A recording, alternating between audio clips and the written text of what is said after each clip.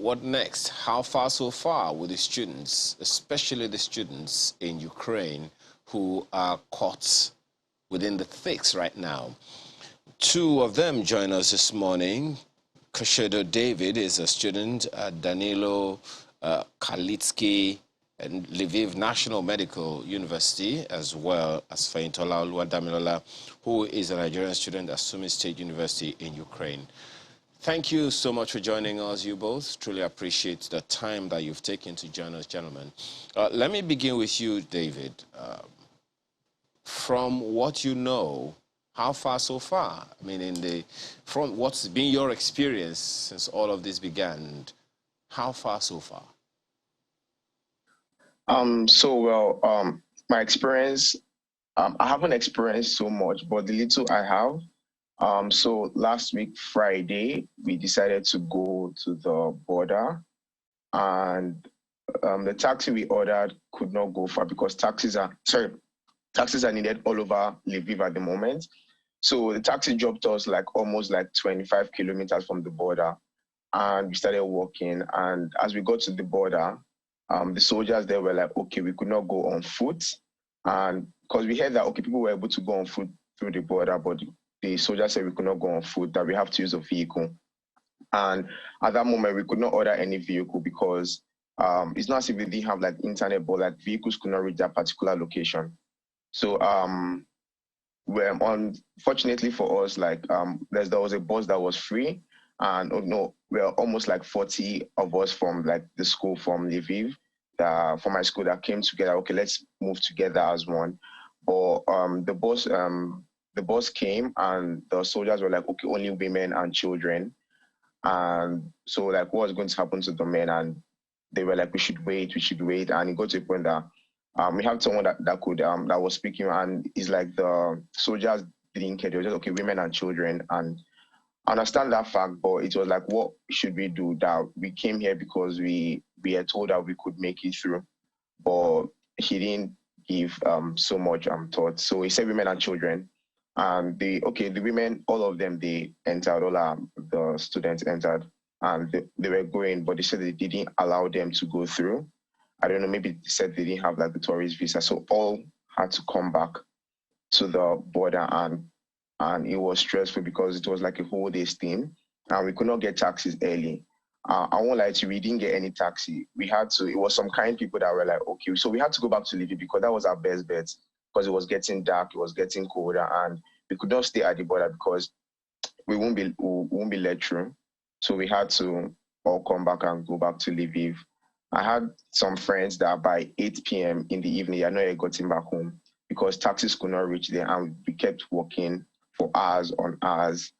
People's legs were cramping. It was serious. So that's my experience so far, and it's not been easy because we are looking for so many things, we are getting information from so many places, and we are not sure. And I have a particular friend that he said that, okay, he's trying to go through this border, and he has been there my roommate, actually, he has been there.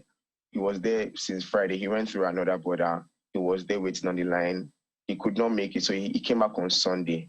And when he came back, he looked dejected. And for 2 days, he was out and he had not made it. But he said he tried again. I've not yet spoken to him, but that's it. It's not easy but some people are making it through. But my experience, it was very hard for all of us that went that day. And so we're trying to look for other options today to try and... Are you saying, David, that you went back the 25 kilometers that you came the first time? Yes, that's what I'm saying, sir. So we walked there, and we had to come back. And as I said, so it's obviously we have taxi apps, but the taxi apps could not pinpoint our current location. So it's taxis could not come there. So we're basically stranded. So it's we kept checking for taxis, but taxis could not come to our current location. So it's we just had to walk in hope that someone going back to Lviv is going to okay, these guys are walking back. And so that's how actually all of us got back to Lviv, because there's some guys that were very kind enough that were okay, how many of you guys? So So we're like almost like 40. So it's like we had to like do it in batches. Okay, you enter this taxi, you enter this taxi, you enter this taxi before all of us made. And that same day, like some of my friends, like it's like 8, 9 p.m. before they go back to the hostel. But yeah, that's how it was. Let me ask Feintola the same question. Is that your experience as well? Um, no, my experience is different, and I said I'm a medical student at Sumi State University. And really, we get a lot of messages, a lot of people that sends us, oh, if you are from Poland border, this is how you go. If you are from Romanian border, if you are from Hungarian border. But the problem for us is we are not in any of these spaces. Like, it's really too much information that are not helpful to us right now. It's really getting us very agitated. Because right now in Sumi, the situation is you can't travel. Like, it's so bad. People try, they get taxis, they get buses, they are trying to find ways, but you can't leave Sumi. First of all, the official transport systems are not working. You can't use trains to leave the city. You can't use buses to leave the city. And okay, so people try to use private cars, but they were sent back. Some of them were sent back. Some of them, they got to this place where the bridge was destroyed. There was this bridge connecting a major intersection within Sumi. So you can't travel, you can't leave. So basically, our voices, our agitation is the fact that we can't leave. We need to be able to leave Sumi. And it's been so difficult. Well, when you say you can't leave Sumi, the question that is rummaging my head right now is why? Maybe I should ask first of all, is it how dangerous, how risky, or how tense is it in Sumi? Well, I believe it's because of the fact that it's dangerous. Because I don't know why public transportations are not working. I mean, all trains from Sumi, all trains to Sumi are closed. You can't. I heard information, or from what they told us, they were saying something like the Russians have control of the train tracks and the rail station, so we can't travel. And with the roads, as I said earlier on, some of the roads are destroyed. I mean, like bridges connecting Sumi to outlets outside. There's a nearest city to Sumi called Poltava. Some people tried to go to those places, but on their way, they had to come back because the roads have been destroyed. Others that were not destroyed, they said there are a lot of Russian checkpoints on the road. So at every single moment, the more they keep trying, the more they told them to go back.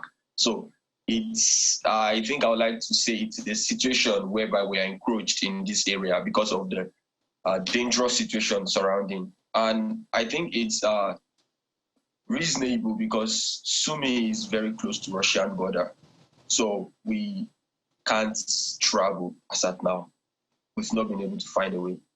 If you would hazard a guess, Feintola, what's the population of Nigerian students that's concerned in Sumi? I'm sure about 400 or more. 400 Nigerian students, and no communication whatsoever that you have found useful? We've been talking. I myself, I have been in talks with the president, with the ambassador of Nigeria to Ukraine, ambassador of Nigeria to Russia, actually, and they've brought up some ideas. Okay, for example, the ambassador of Russia was saying, asking people to fill a form, sending a transport system that will take us, since we are closer to the Russian border, we'll go to cities that are close, cities in Russia that are close to Ukrainian border, and from there they will take us out. So far, so good. I know on that list there are about 236 students that are registered on it, and they are trying to live through Russia. And also another thing they are working on is working with our university to provide maybe public transport systems to live, that's in Ukraine, maybe to live through other routes or other routes. But the university advised that we should stay put. And I don't know, they can't organize a transport system for us right now. Well, I'm happy to hear that at least you're in touch with the Nigerian ambassador to Russia, and that you're also exploring the possibility of living through Russia. Because I was just about to ask you if Sumi is closer to the Russian border, if you couldn't go through there since you carry a Nigerian passport and the aggression is not targeted at Nigerians, and that has provided some insight. But can you give us what the situation is like right now in Sumi? Are you able to get food, water? Obviously, you have internet. That's why we're able to talk to you. But what is the situation like right now? Well, the situation is not one that really puts you in a calming position, because the city, every single time we keep hearing news upon news. So, for example, there is Ukrainian civilians everywhere. In fact, that's a major concern now. Or for me, that's my major concern. There are a lot of Ukrainian civilians that have received ammunition. They have guns. They are basically manning their city. They are basically protecting their city. And they are everywhere, every time, ready to attack the oppressor or the enemy. It means, or it shows the rate at which this city is really under bombardment. And every single time we have to go to underground bunkers, almost every hour. In the hostels, they give this instruction, okay, go, come, then we come back, and it's really, it's not satisfying, I would say. As at now, we are still able to eat. Some of us stock up immediately the situation started, and we got some, food stuffs and some snacks to keep for ourselves that could last us for a good number of time. Also, there has been provision from the university in terms of foodstuffs to other people that are lacking or they need food. All in all, the Nigerian community, we are trying to also look out for ourselves. People help people buy food for a friend, buy something, and we're trying to just work on a lot of different ways to make sure that everybody gets to eat and no one is hungry. So as at now, hunger is not a major problem. Okay. Are you also, planning to stay together so that at least you can be a recognizable community? It's a good thing that, there is that looking out for one another there. But is it also possible for you people to be as close as possible together so that, if rescue, for instance, comes by way of transport to the border, at least it will not be too difficult to get everybody at once? We're trying to do that as much as possible, but people live in dormitories. Some people even don't stay in hostels. Some stay in apartments outside where they have to be in different locations. Of course, the school asks if anyone needs to come to the hostel, they need to. But in the long run or in the full phase, the school is looking at the whole international student community. So they told me that we can't get a facility for, maybe Nigerian students alone, day students alone. Basically, all international students are together in different places. So we are really trying to find, but they said nothing can be done for that. So some people are just in hostels and they are together with Ghanaian students, Tanzanian students, Indians. There's like a whole lot of people that are actually in different places right now. Okay, so what precisely are we waiting for now? What's the communication right now with the ambassador of Nigeria to Russia? Are you just waiting for that bus? If you're able to get a bus, will you be able to move? Or are there any alternatives? Can you walk, for instance? Is it possible to walk to the border? Okay, so in terms of transportation and movement, it's not been decided upon yet, because as the Russian embassy told me, it's like they have to request for a permission, as there has to be an approval given from the embassy, which right now it's still in the discussion stage. So there is no sure, okay, it's gone through, it has not gone through. We don't really know, like, okay, what has happened. Maybe as at today, something has changed.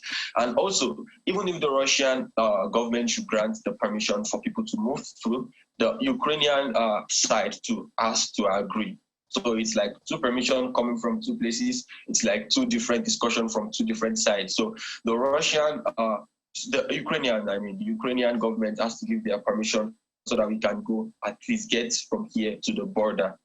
So the border, or the closest border, it's about 2 hours. That's by car. And the one that they are looking to, it's about, let's say, 5 hours. Yeah, the closest one. So it's some people, I guess some people can try to walk, but I don't think it's really feasible, and we have to use like transportation system. So transportation system has to be provided from Ukraine to get to the border from where they will take us in. So that's the situation right now. I don't know if it has been approved. Can you tell me how you're feeling? Are you in a constant state of anxiety, or are you calm? Are you able to sleep? What is it like with you? Well, I guess it's a mixture of both. So people get agitated, there's anxiety, of course, because of the fact that we don't know what will happen. We don't know what might happen. We definitely, sometimes it feels like, okay, we don't have a choice, because, you try so hard, but all roads are blocked, everything, and we just keep hoping and keep praying for a way, because the feeling of being trapped or being stuck in a state is really, really not a good one. But I guess we still try and find time to sleep. But there's agitation due to the fact that we have to always, go to bunkers, come back up.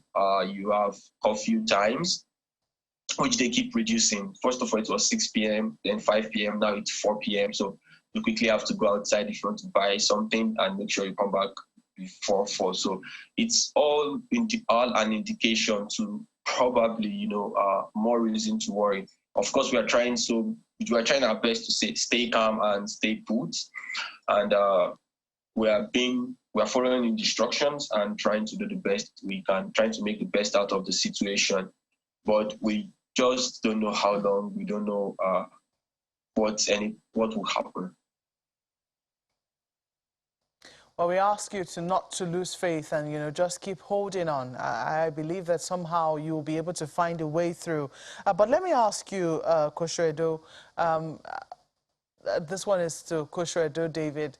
I'm wondering, you say you walked to Lviv and you had to walk back because they refused to let you through the border. Has there been any further communication on how you should proceed? I mean, I can only imagine walking through very cold temperatures, maybe around 2 degrees. What is the temperature right now in Ukraine? I mean, Lviv, where you are? It's cold, yes. Like day before yesterday and part of yesterday, it actually snowed. And thinking about the people that were outside, because people outside in the snow, they don't have the warmth, even though you have like your jacket and stuff like that. With the cold, people end up having like hypothermia, and that's what we're thinking about. It's cold, but it's not warm, but it's actually cold. And yes, about the walk, about the other means. Yes, we are hearing some people. I have a friend, I called him yesterday. Said he's made it through to Poland, but he said he was there since like 10 a.m. That was yesterday. But he didn't get attended to like 6 p.m. Because they got there early and they were telling them to wait. And well, thank God they were able to make it through. But we're hearing so many people are going through different borders, because the people in Lviv are safest, not the safest, but the easiest way is to go through Poland. And everyone is coming from different cities. If you go to the train station now, it's a whole mess because everyone is coming in. Everyone is trying to come in from others. I have friends from Kyiv, friends from Tenop. Everyone is coming in, and they're trying to leave through Lviv because Lviv is so far the safest city. Everyone is trying to leave through Lviv to Poland. That's it. Poland is the easiest way, but we've had people go through Slovakia, through Hungary, through Romania. But that's it. That's what I have to say. Thank you. There have been talks of discrimination. I mean, we have read accounts of discrimination. Sometimes you are able to get to the border, and then as a result of your skin color, some people have had to, document their experiences. As a result, they have received help, not only from Nigerians around, or even people who share the same skin color with them, but from other embassies as well. Have you heard such stories, and was that your experience as well? Yes, I've heard some stories. I've even seen some videos of one girl trying to make it through to the train because the train is free to Poland. Because everyone is actually trying to make it through. Everyone is trying to make it through. Both Nigerians, both the Ukrainians, every single person is trying to make it through. Every single person is trying to make it through. So yes, I've heard those. I've seen some videos that like the soldiers are beating not only like the Nigerians but the Indians too, and I don't know why that is because everyone is trying to escape. You can think of the fact that maybe they are. But that hasn't been your experience, has it? My experience is that they didn't just allow the male students at that point to come in. They just said women and children. They didn't allow the males to enter. That's all I've received. But I haven't received, like, in terms of the races, I haven't. But they just said no male person can come through at that moment. Did they say you could try again? Do you intend to try again? Yes, I do intend to try again. And I'm actually trying today to move today. But my prayer is that because I'm going with a group of girls. Actually, I'm actually the only guy going with a group of girls, and my prayer is once I get there, they're not going to be like, oh, women only, because we are all everyone is trying to live, and they can't just say, oh, women should go and the men should not go. But that's it, ma. Well, I do hope that your journey this time around will be successful. But how has communication been with your family back here in Nigeria? I'm sure that, they must be just as anxious as you are. Yeah, since I'm communicating with you, so the internet has actually been very stable. Thank God for that. So we've been able to communicate and we've been able to see how maybe when I get to this particular place where I'm going to move for him. But communications have been very straightforward. I have no problem with communication with anyone. It's just that, as you said, everyone is being like being scared. Like, oh, you have to leave, you have to come back home. Everyone is being scared. I've received messages from people I haven't spoken to in a couple of years now because everyone is really scared about the situation here. Even though Lviv is the safest, who knows that if this gets out of hand, like they could come here because everyone is coming here. Like there are a lot of people now. I've had to accommodate people coming from Kyiv, coming from other cities because Lviv it's booked up. Like there's no space anywhere. I've seen people drive a couple of hours from Kyiv, pregnant women, children come and they're like, oh, they need space. I've hosted a lot of people within this couple of days that I was back from the border. Show how like serious it is, but yes, that's it. But I've been able to make communication. Communication has been perfect so far.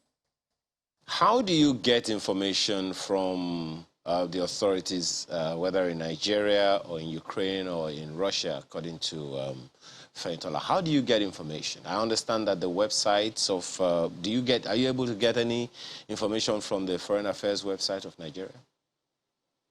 Okay.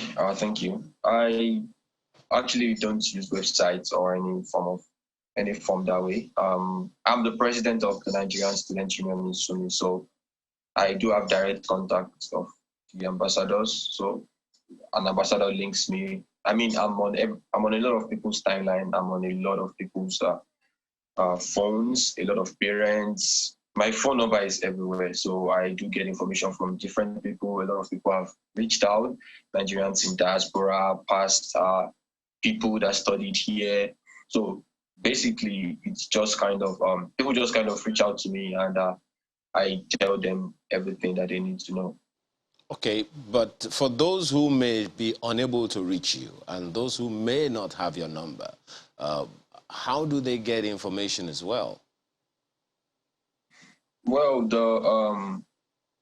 I kind of am the messenger. So if it's students related, as the president, I give them all the information that is given by the embassy, even by the university. Okay, if there's a page or there's a press release, we share it to the people. If there's anything that they need the website to check, we share the websites to the people. And same thing, I believe it's the same thing that is going on in Nigeria too.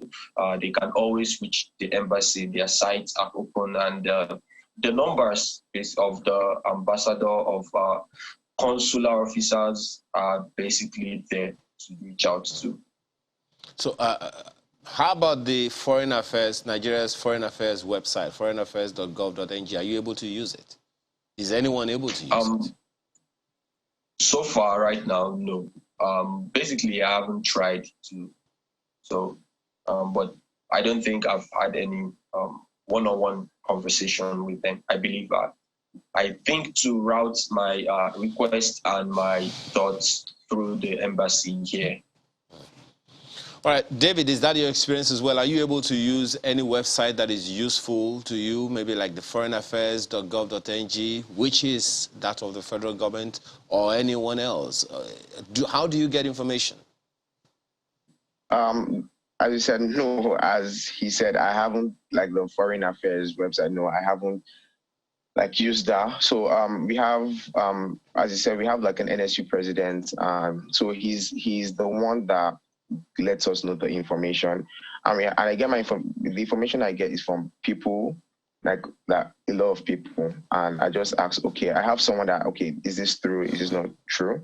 But in terms of the website, no. Actually, this is like the first time I'm hearing about it. So no. Are you aware of some numbers that people circulate all over the place, that if you want to, use this border, use this Romania border, use this Poland border, and all of that? Did you get any of those numbers?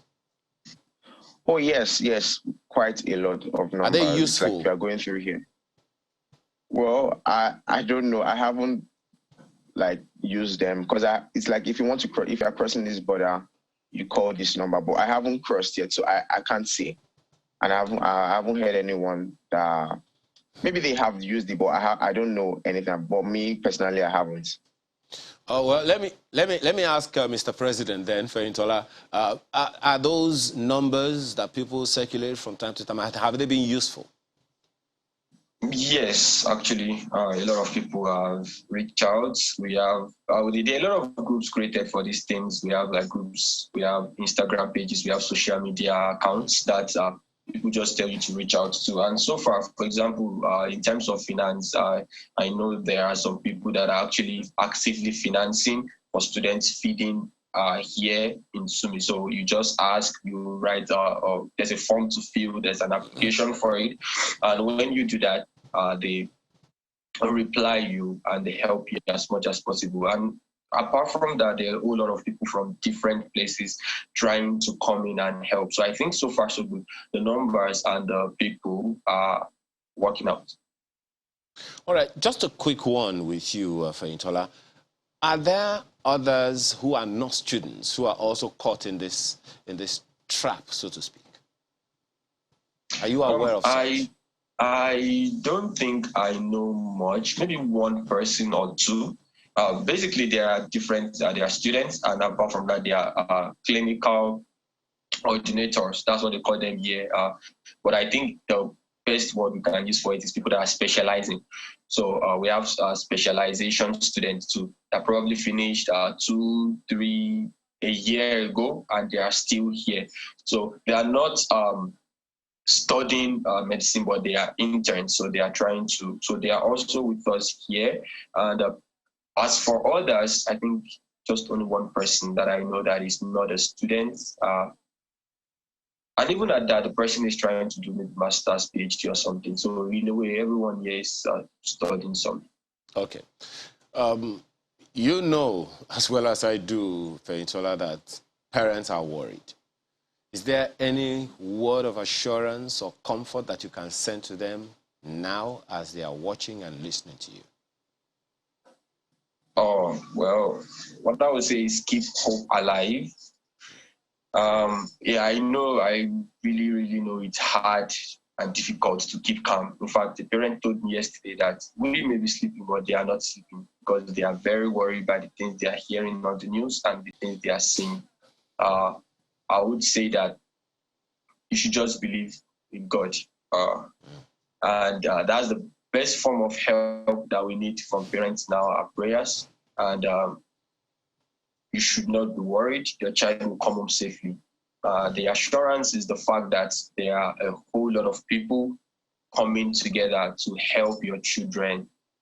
Really a whole lot of people. And even I'm going to use this medium to send out a request to the top level people, anyone that can at this stage come in and intervene. I'm talking basically in terms of United Nations. I'm talking basically in terms of world organizations that can step in, because this is a situation that is international, and there are a lot of international students. So all of us need help. And I believe in a way, if it gets to these people there, they can really come and help students here. So it's not something that maybe only this embassy or this government or this person can do. We really need the help of top people. So I believe with the help of these people working together with the university, working together with foreign governments from different places, there is the assurance that we will get out of here safely. All right, So let me ask David the same question.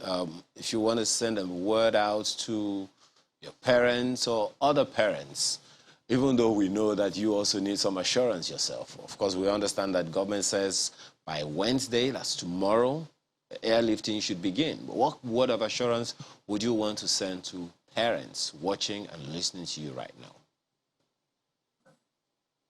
Thank you. So all parents, just know your children are going to come back home safe and sound. And one, thank you. So thank you for your prayers. We need more of that. It's not been easy, but we are getting there, and we are all going to come back safe and sound. And as Feintola said, we need help from not just local sources, but from like international, all over the world. But parents, just remain calm, and we'll all be back. Thank you. Well, thank you, gentlemen, for your time. Just to inform you that nidcom.gov.ng has some information I'm looking at right now, vital information for Nigerians in Ukraine. You might find that useful. Nidcom, that's Nigerians in Diaspora Commission. You might be able to find that website useful for yourselves.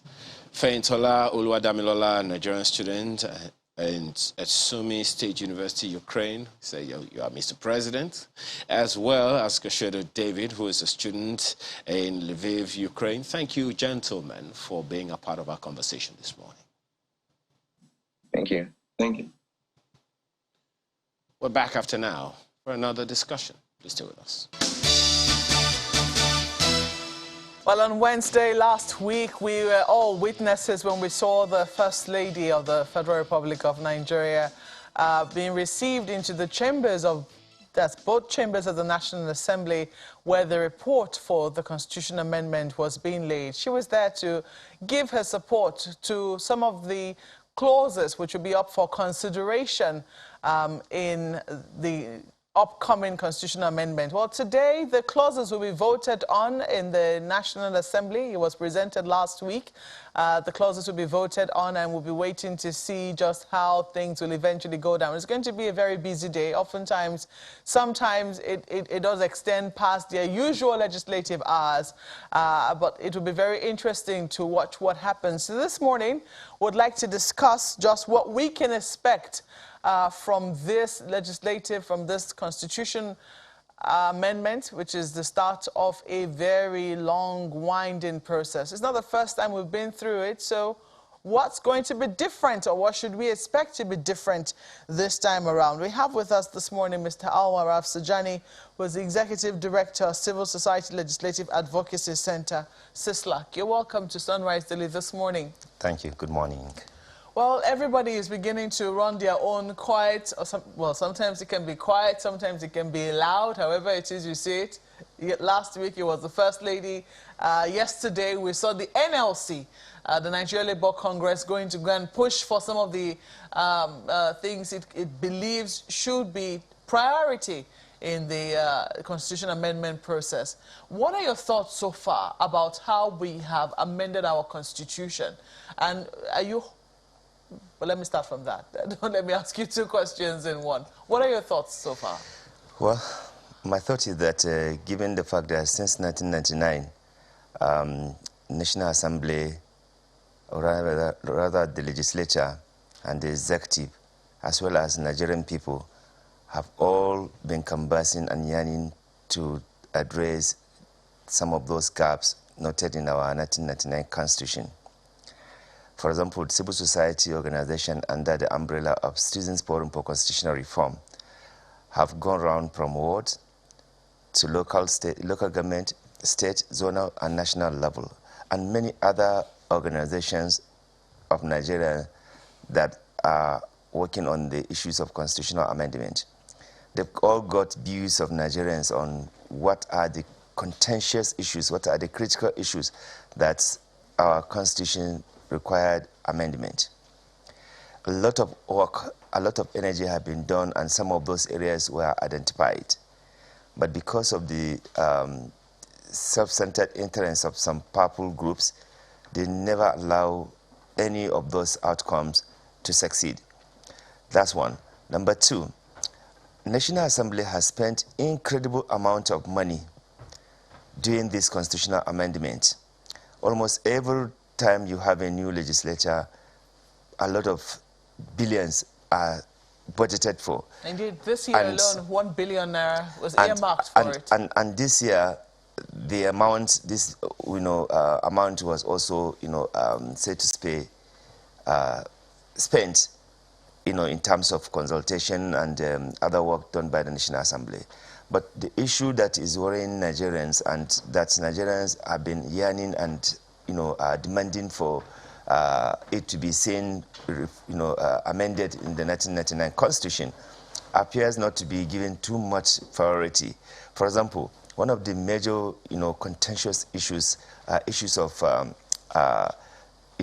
indigent dichotomy, or rather settlers problems, which has claimed so many people's lives and created a lot of discrimination, against Nigerians. That's one. Number two, the issues of fiscal federalism. Many Nigerians have been canvassing and saying that, look, if you really want to have a good system within our own law, we need to deal with issues of fiscal federalism. The same thing also strengthening the federalism issue itself, as well as also issue that has to do with land Use Act. Yeah.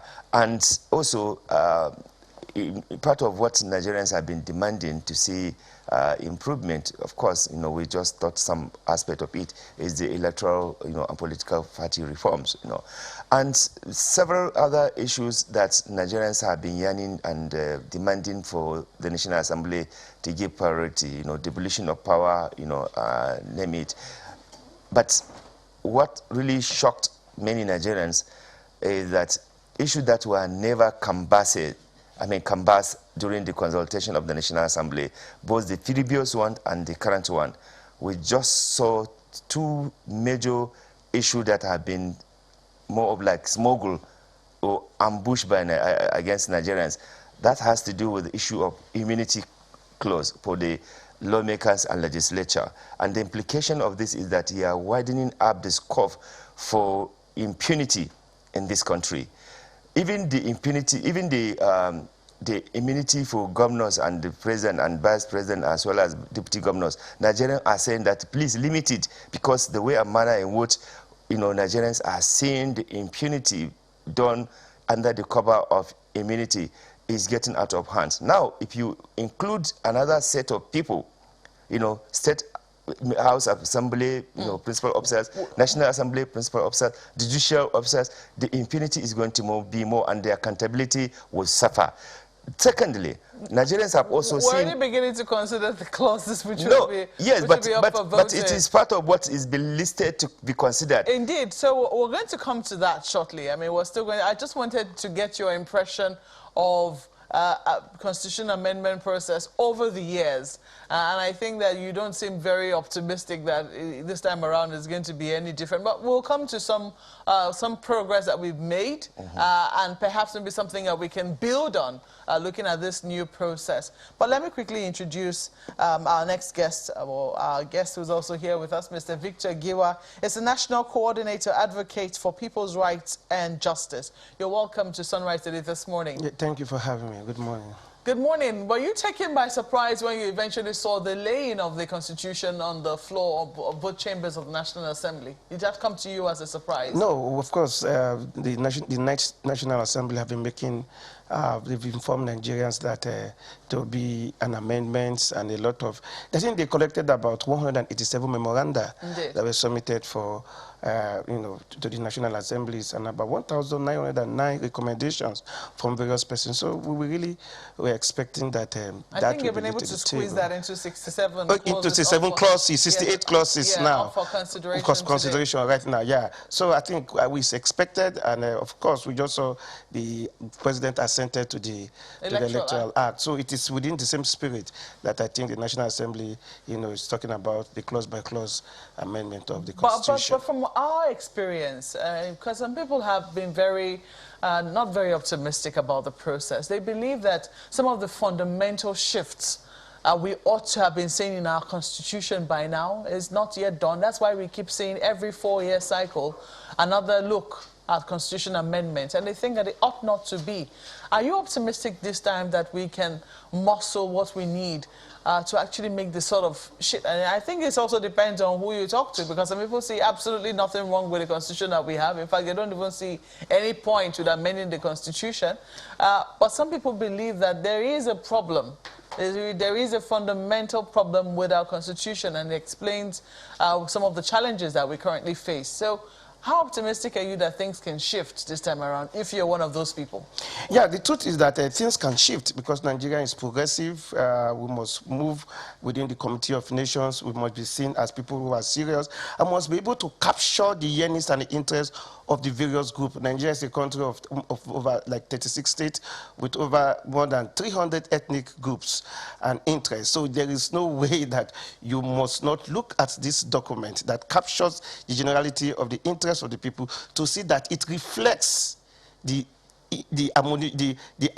yearnings of these persons. And you need to look at the clauses, and you need to look at what Nigerians are asking for. But one of the things I did observe is the fact that when I look at those 68 clauses, I didn't see the issue of state police, which has been a very burning issue.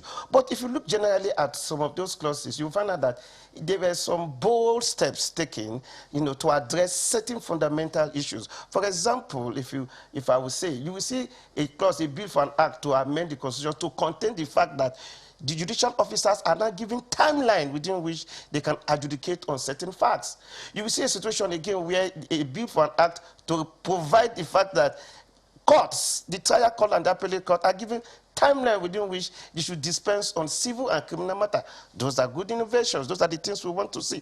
We saw a situation where, or we are seeing some clauses that also made provisions for women. Of course, like I was discussing with a friend of mine, I said the women have a lot of good I don't know whether they've been able to do their work right from the homes. If not, we have about 3 clauses that made reference to women. We saw issue of special seat for women in the National Assembly. We saw the provision of action, affirmative action for women. We saw a provision for special quota system for women. So, well, I told somebody that sometimes maybe the National Assembly have intention to change the human right to women's rights in the 4th chapter of the Constitution. But that is just by the way. Now, there are some good innovations that have been introduced.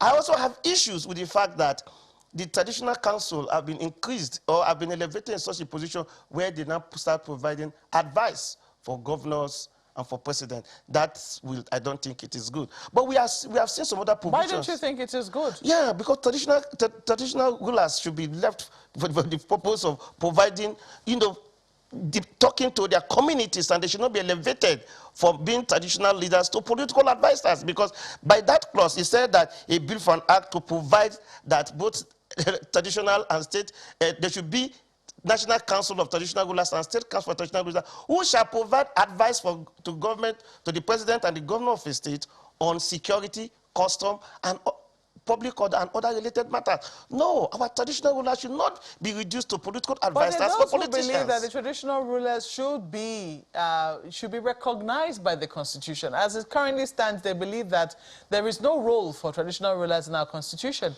And oftentimes when the security challenges come up, we always, run to the traditional rulers. In fact, in a conversation we had with the president at the beginning of this year, when we're talking about why he doesn't accept state police as an option, he talked about the role of traditional rulers. He believes that they hold the key to understanding our security situation. Yeah, so if that is the situation, why don't we put that role in the Constitution? No, the traditional ruler should be the conscience of people in the community. We are talking about devolution of powers. So their function should not be elevated to political positions. Of course, that is why we are saying... How do we provide for that in the Constitution? It doesn't have to... You see, the problem we have, and I saw a situation where even in one of the clauses is that it would be for an act to provide the procedure for removal of presiding officers in the National Assembly. You shouldn't have such provision in the Constitution. It should be in the National Assembly rules and guidelines. It is not everything you put in the Constitution. So there are various states acts that, of course, all traditional rulers are established by the local laws of the state. So you don't need to have that in the Constitution of the Federal Republic of Nigeria. However, we should be able to say that the traditional ruler should be the conscience of the community. We are looking at empowering the local government, like what we saw. One of the provisions is devolution of power to the local government. So you see, elevating traditional rulers to become political advisors to president and governors, as the case might be, is trying to overbloat the political system, which we are even saying that the political offices are too overbloated. I am not undermining the fact that traditional rulers play a key role, but those are not things that should be in the Constitution. That is the point. Okay, so now talking about a fundamental shift, and I'm still going to come to you, Mr. Rafsanjani, but talking about a fundamental shift, looking at all the Constitution amendments we have been having, I think that we've had, there are those who believe that the National Assembly is not capable of, doing the kind of Constitution that would actually move this country forward. There are those who continue to ask for, beg your pardon? A sovereign national conference. I mean, there is that movement. It's been on, I think, since the time of General Sani Abacha. And we've seen attempts to try and bring up those kinds of conferences.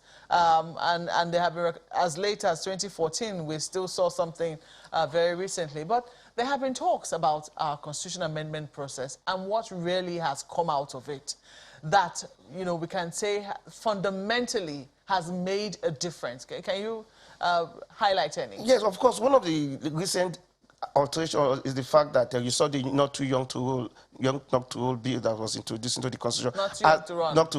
Not too young to run, that was introduced. That has to do with the amendment of certain provision to expand it so that younger person, that is one of the recent developments. We also saw the fact that certain courts have been recognized in the Constitution, unlike what it was before. So those are the new development in the Constitution. But when I talk about a shift, so perhaps when I talk about a shift that has really made a difference, something that we can all say, oh, but for the amendment of this Constitution, we wouldn't have had it like this. I mean a positive shift, of course. Well, you see, the Constitution, well, one of the also amendment that also brought something was the issue of the doctrine of necessity. When, of course, when Yar'Adua died, and the question of was who and at what point it should, the vice president should be sworn in. That alteration was brought in as a result of an amendment of the Constitution. And if you look at this current amendment, like I said, as he was making reference to the issue of what the National Assembly was looking at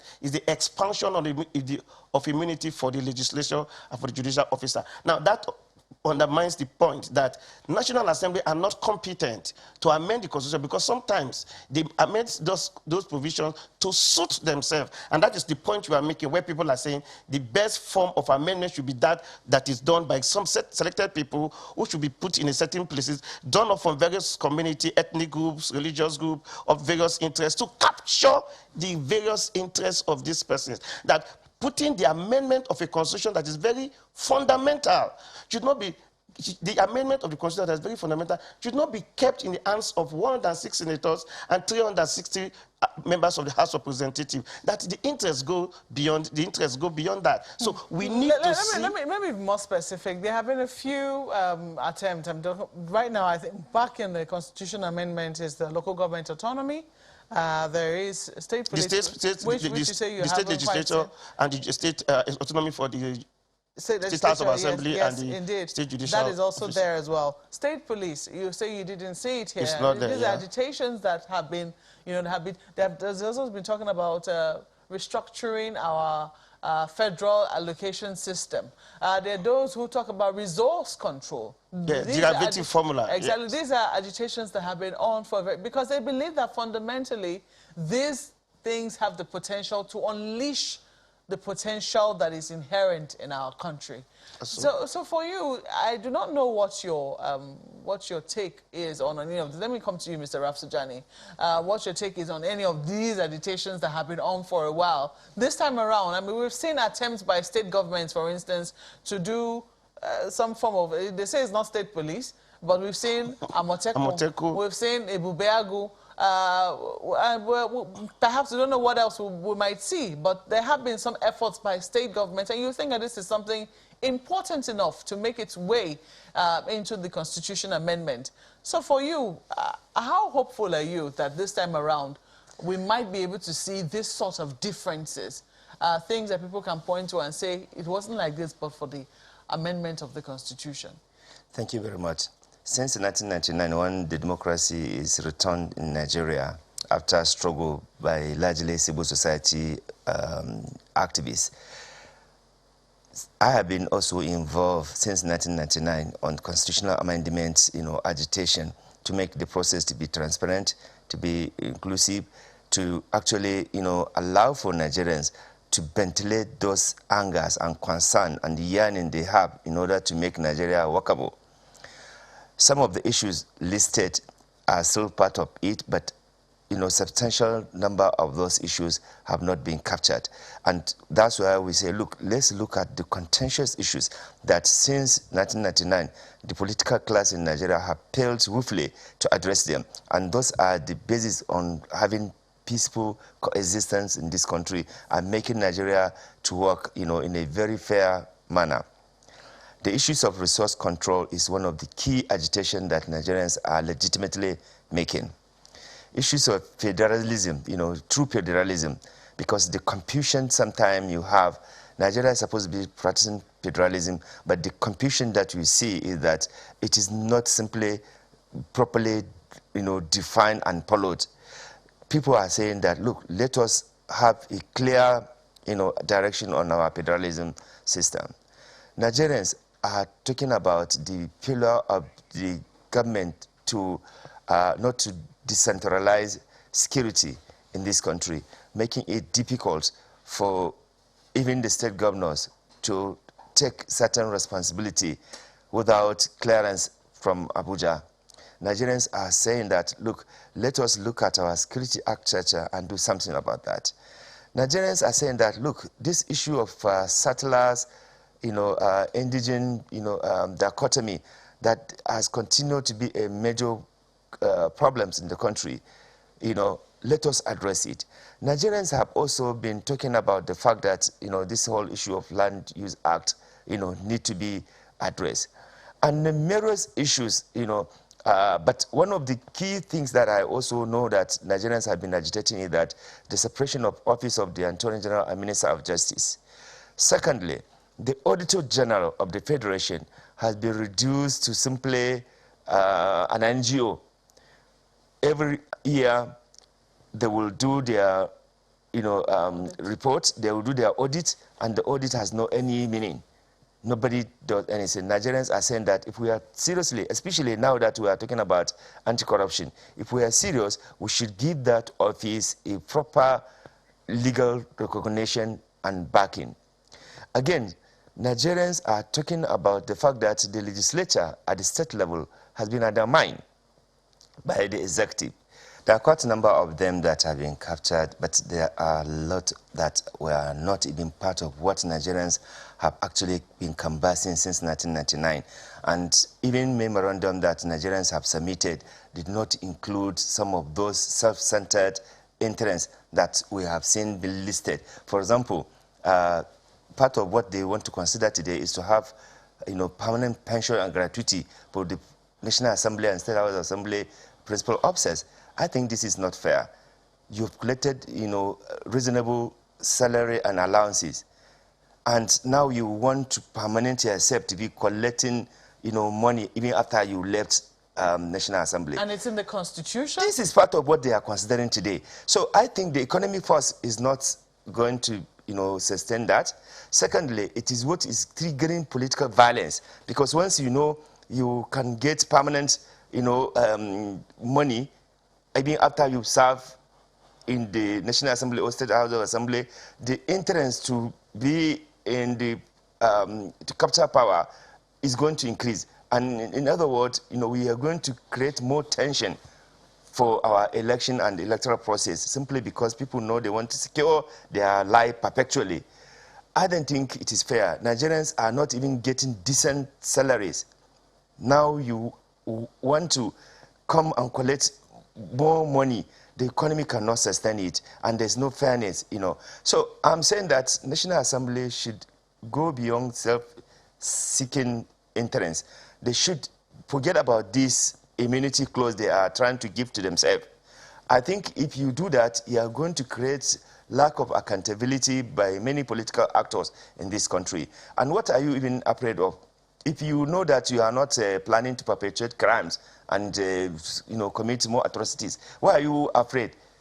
We are even talking about limiting the powers, the immunity that covered the president and vice president and governors and deputy governors. Now you want to include yourself. I think there are more serious issues that Nigerians are begging the National Assembly to look into. Look at the National Conference, 2014 conference, which brought together different diverse interest groups, politicians, academicians, traditional rulers, civil society, even legislators, ex-legislators, many number of interest groups were there.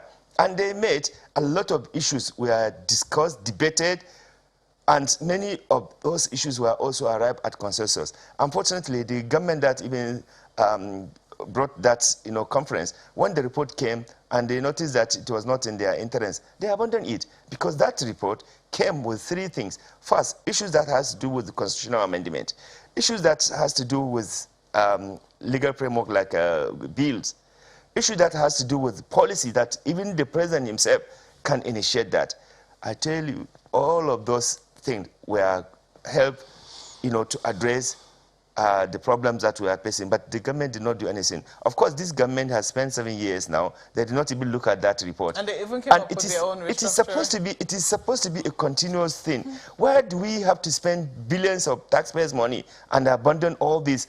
I think I want to plead with the National Assembly that Nigerians are looking, onto them to do things historically. If the previous constitutional amendment has been failing because of selfish interests, this one, they should not also allow it to collapse, and therefore vote on those issues that can make Nigeria great, that can make Nigerians feel like they're Nigerians, and that they will make Nigeria productive. This issue of creating additional states, they are all waste of time. That's not what Nigerians are talking about. the issue are very Some people argue germane. differently. Some people will say that there are those who feel marginalized in their state strongly enough to be clamoring for Even his local voice. government, some people will say they are marginalized. Look, if we don't have fairness and justice in this country, if you like scatter Nigeria into 1 million, some people will still protest because of the absence of justice, the absence of fairness, the absence of inclusion. If you don't have those principles, I am telling you, no amount of state creation can address these problems. We have to be fair, just, and inclusive in what we are doing in this country. Otherwise, this tension will continue to grow. Let's take this conversation now to my colleague in Lagos, Ayo.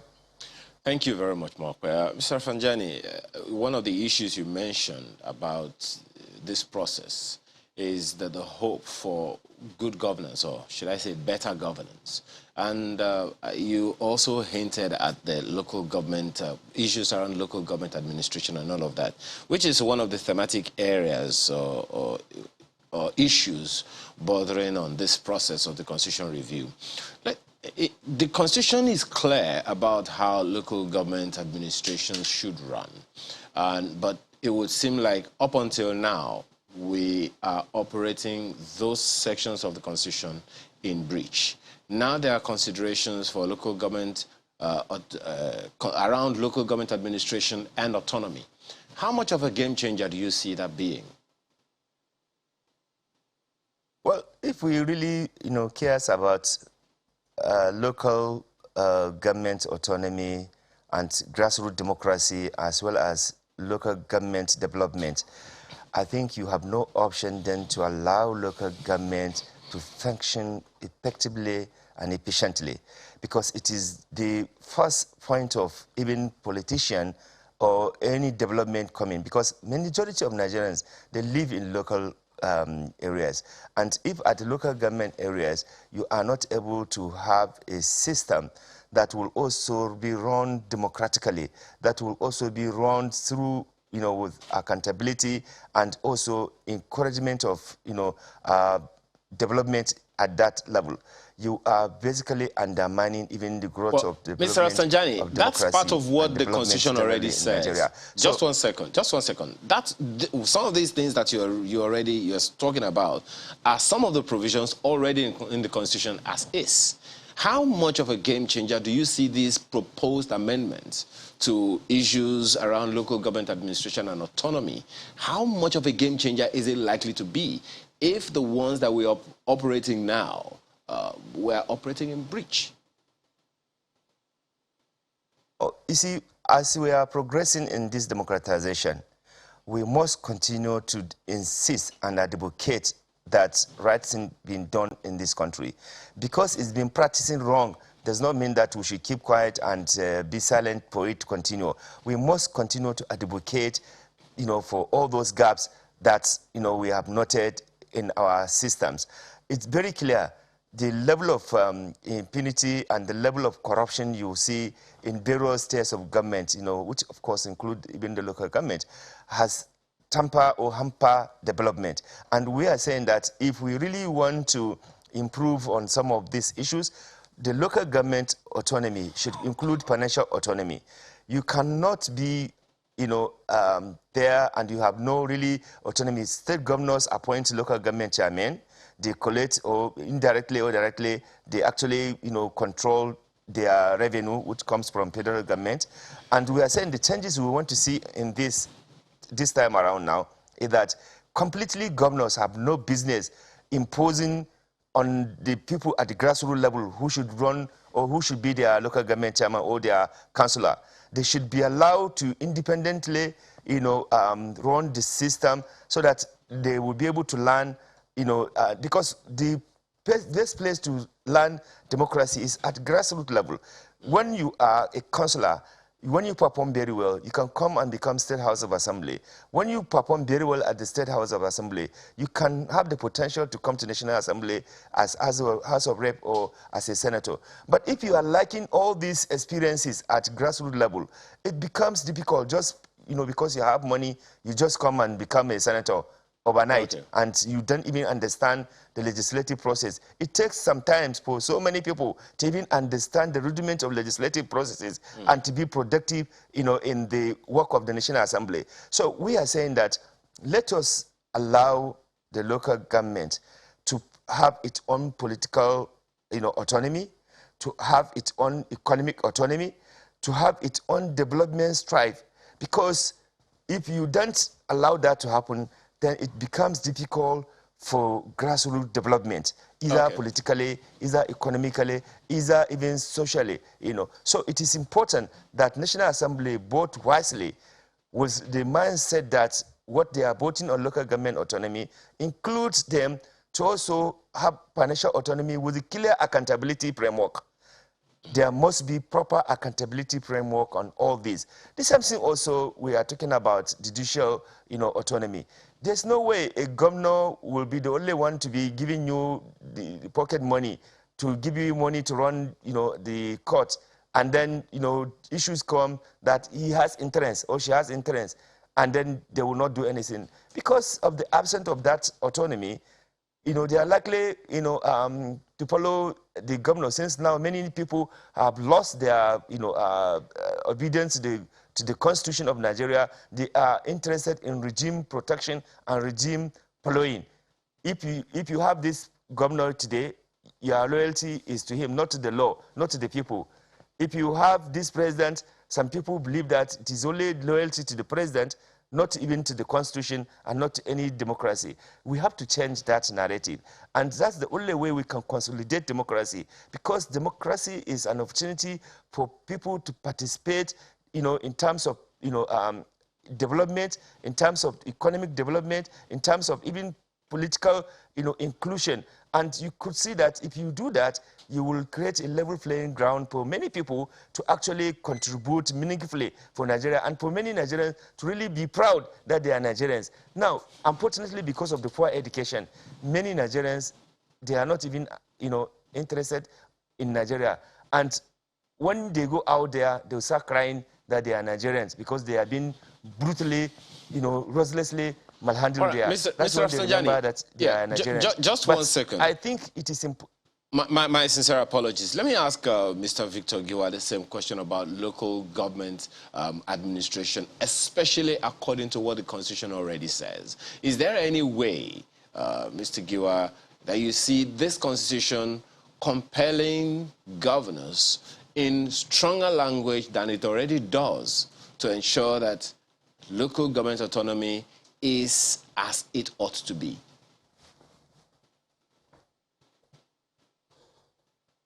Yes, thank you very much for that question. The truth is that, first of all, we must understand the concept of constitutional amendment.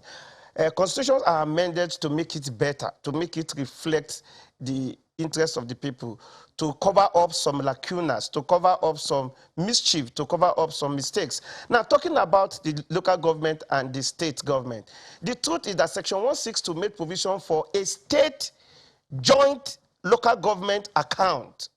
Now, that is what the governors have exploited against the local government, such that local government local government chairman just go to their local council every end of the month to collect what the governor gives to them. In short, we have cases where any money that gets into that state local government account, the governor takes custody of them and dictates to the local government what they get, not what has been allocated to them by constitutional provision. So local government just come hands down to the governor to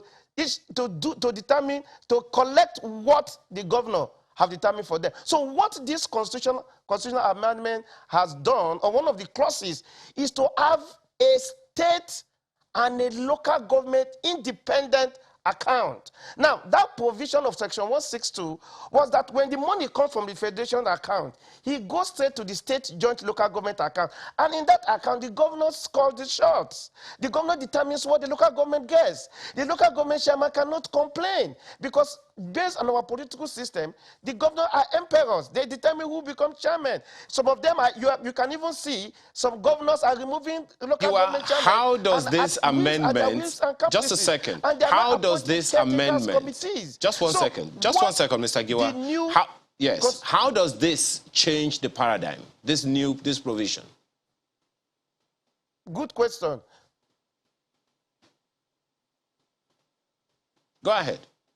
Now, how the change this amendment has brought is that now the allocation of the local government from the federation account goes straight to the state governor for that of the governor of the state, and that of the local government goes straight to the local government accounts. So the local government chairman becomes the accounting officer for that local government. Okay. They will have their budget. They will have their budget, their expenditure. They will have their accountant and all of that. So that is the fundamental difference. Okay. Unlike what it is in the present just on that, Mr. Giwa, just a second. On that, you know that now we have, according to the Constitution, 774 local government areas.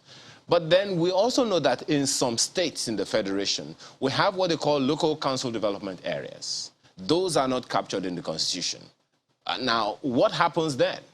Do you see a situation where the local government where these LCDAs are cut out from will sit together? How is that to be addressed, in your opinion?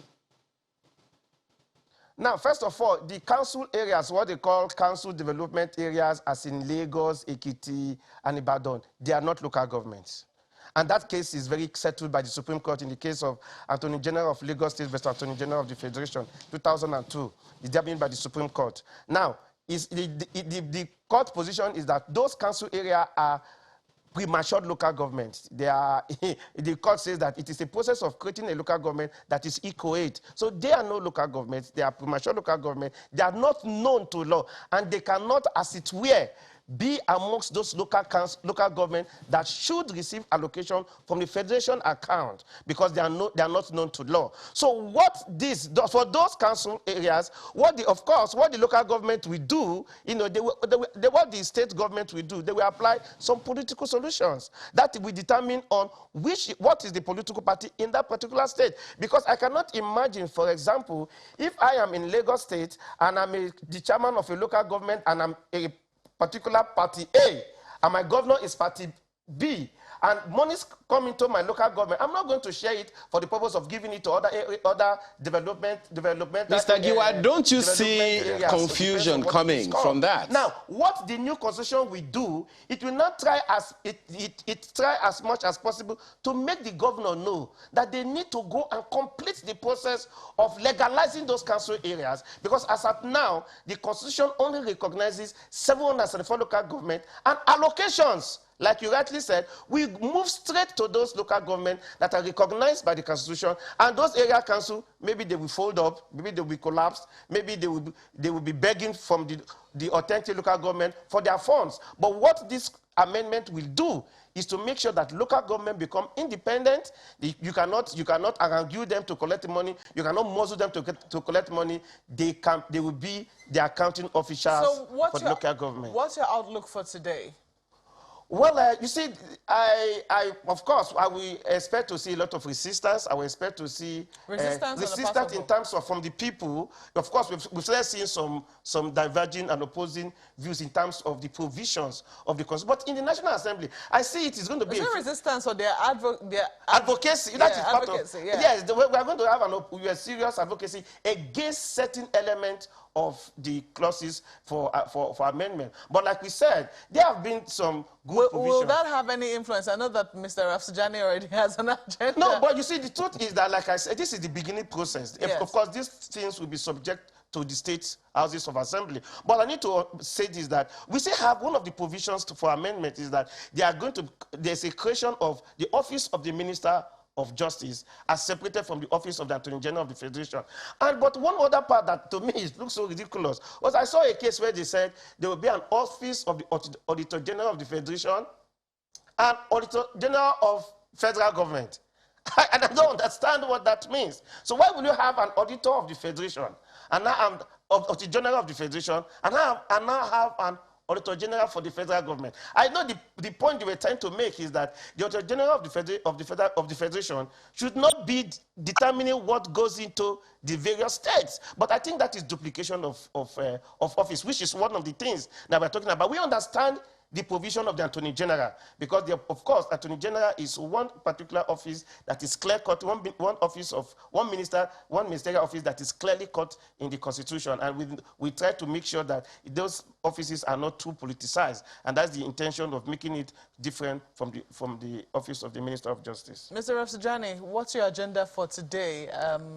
In 30 seconds, if you my can. My agenda for today is to continue to advocate to National Assembly members not to vote on those self-centered, seeking provisions like, immunity, cover up, so that more fraud, more corruption, more lack of accountability will be happening to many public officers. They should not vote on that one. Second, they should not also make a mistake of voting this permanent pension and gratuity, because Nigerians are dying, are suffering. Even the minimum wage is not getting to their stomach. And now, after collecting huge salaries and allowances and privileges of government, you want to now continue to milk the economy of the nation. That would be very, very unfair. So they should not vote on those things. So well, 30 seconds over. Mr. Rafsanjani, I have to thank both of you for coming on Sunrise Daily this morning.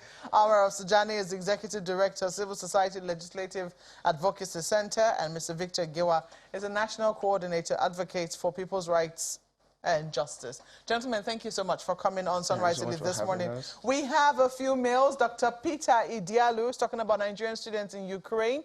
He says the ongoing crisis in Ukraine should serve as an eye-opener to the various Nigerian foreign commissions abroad. It's high time an emergency response plan was put in place to assist in emergency situations such as this. The response plan can be segmented, for instance, covering the entire Eastern Europe and made available to all resident Nigerians over there. And it should contain vital information such as phone numbers, addresses, and an effective medium of communication. Professor Nakena sends a tweet. Government must speak to sister nations to allow stranded Nigerians cross into their countries and be given temporary shelters pending their evacuation. This is international diplomacy. This must be treated as a matter of national urgency. Interestingly, we hear that some have happened. How these ones are happening this way, I guess we wait to see. And Law Alpha, talking about the protest announced meeting with the Minister of Education, says it's disrespectful, unacceptable, and strange how the Education Minister handled the concerns of Nigerian students with kid gloves during the meeting with them yesterday by walking out. The Nigerian students deserve an apology from the minister or face being sanctioned.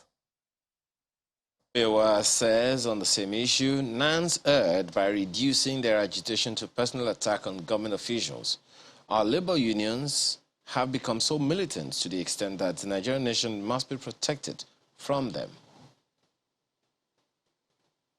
And, well, we'll have to say we acknowledge your tweet, Askira Galadima and Yari Yaya. Thank you so much for writing in, and thank you so much for all the others we couldn't take. And thank you for watching this morning. Do stay tuned to the National Assembly to see how what they do will affect you. Take an interest in what is happening nationally. I'm Malpa Ogun Yusuf. I'm Ayo Makinde. Have a wonderful day, and God bless Nigeria.